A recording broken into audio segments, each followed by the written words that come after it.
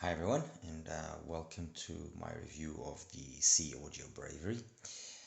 Um, what can be said? I mean, SeeAudio has been of late giving us some very interesting products at pretty accessible prices, and the Bravery is precisely one of those. It's a full BA set, 4 BAs. It uses Knowles and Sonyan, and besides using high quality parts, they've actually partnered up with Asla tips and Hakuge cables, and brought us an interesting proposition. Anyway, just a quick run through the box. So nice little usual packaging that SeeAudio likes to provide us. Oops, the box opens up. Okay, some literature and so on and so forth. Over here is a case which I've taken out. The IEMs themselves came over there, and here are the tips. The cable was underneath there, so the cable came in there. And the tips, these are the ASLAC Celestec tips and some foam tips. I'll be very honest with you. ASLA, they have a reputation, and I'm sure that many people do like the tips. Personally, I tried the ASLAs on the Bravery and with me, and they just didn't work for me. Besides sticking way too much, I don't know. I just didn't like the overall sound that the tips provided. So I actually ended up using some wide bore BGVPs, which are kind of my go-to when it comes to tips. I really like BGVP. Anyway, let me just put this away nicely here, so it's out of the way. Okay. As for the Bravery, let me show you the cable first. This is the Hakuge cable. It's a 2-core affair.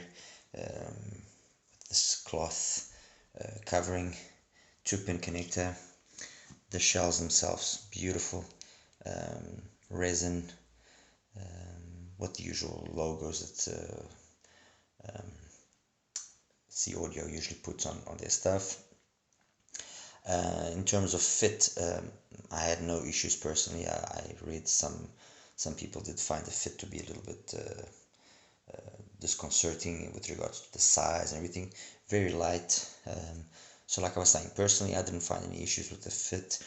Isolation could have been slightly better, but again, I didn't have any issues with that. Overall, I found them to be very pleasant to use, no fatigue or anything of the sort. Let me just get here my notes so I don't forget to mention what I want to mention. As for the cable, I just want to mention one quick thing, which is, although Hakuge is known for very good cables and so on and so forth, in this particular case I did find it was slightly microphonic, which means that you could feel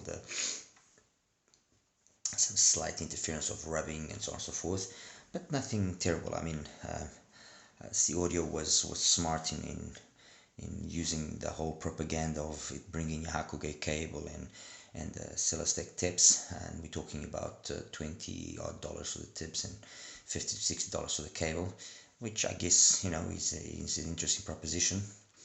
But I'm sure that normal regular tips would have worked equally well, and the cable as well. There are plenty other propositions out there which would have been equally as good, but this is marketing, and marketing sometimes calls for these things. The case is an usual metal case with a kind of a bunny on the face. Nice kind of cloth sponge on the inside, but simple. I mean, TRN uses these, CVJ uses these, so nothing too out of the ordinary there. As for the price, these had an original pre-order price of around $249, and they are now roughly $279. I also want to take this opportunity to thank Hi-Fi for having provided me, well, by provided me, I bought the IEMs, I wasn't given the IEMs, but I want to thank Hi-Fi for supplying me with the Bravery, especially because there have been some shortages, so yeah, thank them for that. And yeah, that's basically the IEM in a nutshell. As for what we want to know, which is what is it all about, what does it sound like, or those are the things that I guess we all want to know. Um, I'm only gonna be comparing it with the DT300 from Audio Sense. I was gonna use the DT600 as well, as that approximates more the price of the Bravery. And I was also going to use the GS Audio ST4, but that unfortunately hasn't arrived, and I just don't want to delay this review anymore, so I'm just going to be comparing it to the DT300. And when I reviewed the DT300, well, initially, when I first graphed it, the graph looked weird, and I was kind of, okay, what is this about? And then I used a impedance adapter, in this case a 30 ohm, graphed it again, and that looked much more pleasing. And then I actually listened to it with and without the adapter, and the reality is I was blown away by the DT300.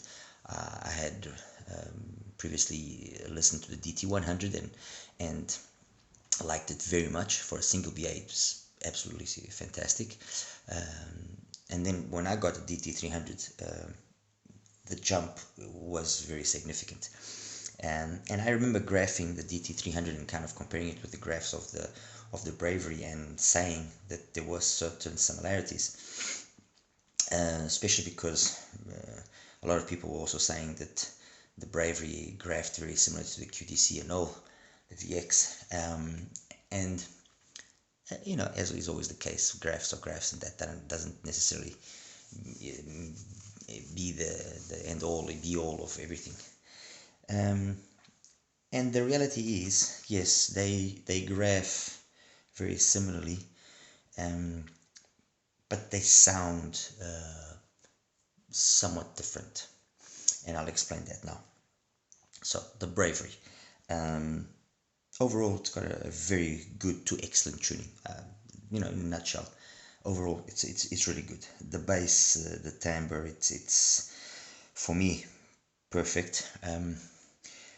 It's got good tightness, good speed. Good texture. It's a BA bass, which doesn't sound like a BA. It sounds like a good DD. That's the reality, So, in the bass department, they really did their homework. That's all I can say. If there was something I would have liked to have seen a little bit more, maybe a little bit more sub bass, but overall, excellent bass, timbre, speed, tightness, texture, all are excellent. Enter the mids, which some consider to be slightly recessed. I didn't find the mids recessed, but the mids definitely are the star of the show. If the bass was good, and you would initially think that the bass, no, the mids are, in my opinion, the star of the show. They're super smooth. They have an excellent timbre. It sometimes kind of really surprises me at how good the timbre on the Bravery is, especially considering it's an all BA set, and you can sometimes get that coldness associated with BA sets, but not here. Vocals are neither too warm or too thin. Both male and female vocals come across fine. And then the highs again are super well executed. No sibilance that I would really bring attention to. Honestly, I just didn't, and very sparkly. So lots of little details there. Let's put it that way. So overall, like I said, it's a really good tuning. It's kind of neutral-ish because the mids are very, very smooth, the highs as well, with a slight bass boost. So that's what I would describe the overall tuning of the Bravery. Not forgetting that, yes, although I said that everything is very well done, There is sometimes the occasional dryness associated with BA drivers, but like I said, it's been so well tuned that dryness, that sense of clinical presentation, it's not very present, and only in certain songs do you actually see it.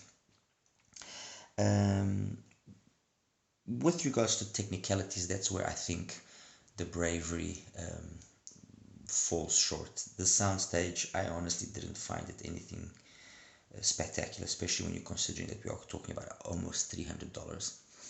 Neither was the imaging, and neither was the detailed retrieval, although having mentioned just now that the treble is very well executed, there's just, for some reason, I don't know if it's just the way that the mids are so smooth, and there could have been a little bit more detail, and obviously I'm kind of nitpicking here, but like I just said, we're talking $300. So for $300, we have, and it's normal that we have certain expectations. Just trying to zoom this in a little bit so you guys can actually have a better look. I mean, these are some very sexy looking IEMs. Very sexy. It's you can kind of have a glimpse of what's inside there.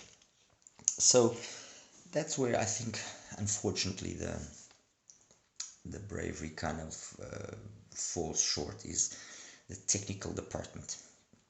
How does it compare to the DT300? Well, DT300 has, again, amazing build quality. It's just a 3BA set, resin shell. You can actually look very nicely inside of it. Let me just zoom this in so you guys can actually see.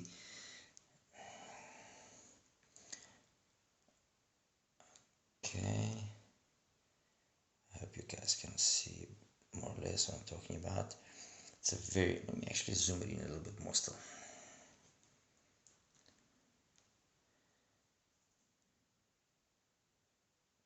Okay, that's a very nice resin.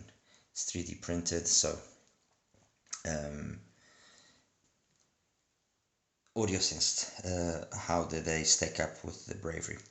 As you might recall just now, I just mentioned that although they graph similarly, they sound different. And yes, they do sound different. I found the bass on the DT300 to be just more, there's more sub bass, definitely more sub bass.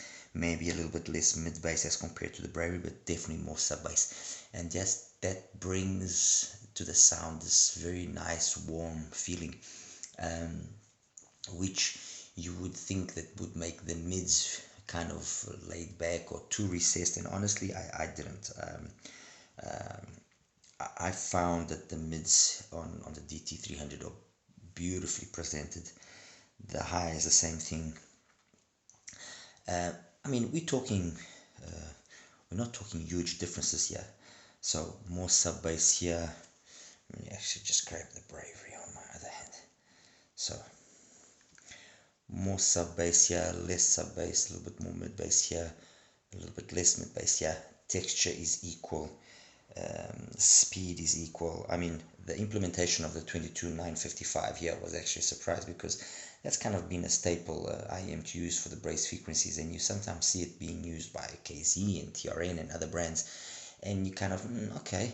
And on here again, the way that it's being implemented and tuned is beautiful. I mean, it sounds like a DD, and it sounds really, really nice. That's one of the things that really impressed me when I first listened to the DT300.